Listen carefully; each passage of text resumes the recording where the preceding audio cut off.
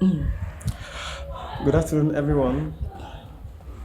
I want to look at the war in Ukraine, the current happenings in the war in Ukraine. We look at the historical perspective about the war. How did the war started? The moves, the intrigues that led to the war, the political undertone behind the war. We also look at the weapons that have featured so far in the war and their impact so far in the war. And also, this channel is about military news and analysis. We look at military flashpoints in the world, where we are seeing military tensions and rivalries and what could trigger and lead to war. Good afternoon once again. You're all welcome. Please, I want to like this channel and subscribe because I'm very sure you're going to be so enriched with military knowledge, ideas of countries, their militaries, what they are doing, the moves, the inventions, the development of weapons, testing of it, the spirit of those weapons, even the weapon industry, and the weapons market. And as you like this channel, I believe you will get more than you need. But look at the war in Ukraine. Let's get started. The war started in 2014 when Russia annexed Crimea. And Crimea is a part of Ukraine. And if you go to history behind the war, go to historical background. If you look at when Russia and this was called USSR, Ukraine was part of the country that were in this USSR until Ukraine got their independence. And before Ukraine independence, the rivalry between America and NATO and Russian USSR forces.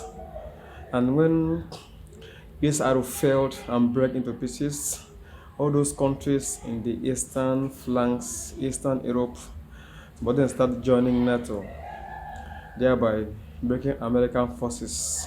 In NATO, when you become a NATO member, by obligation and by the article forming them, if a NATO member is attacked, the whole NATO will come to the defense of that member. And most of the countries in Eastern Europe, Estonia, Latvia, and the rest of them, they have joined NATO, bringing them under the umbrella of this military body called NATO. And if Russia moves against them, NATO will bound by treaty to protect them by engaging in military confrontation with Russia. So you know that if you look at geographically, Ukraine and Russia, they are neighbors.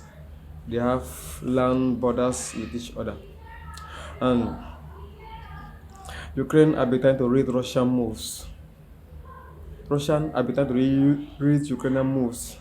And Russia, in their own interests, want Ukraine to be neutral.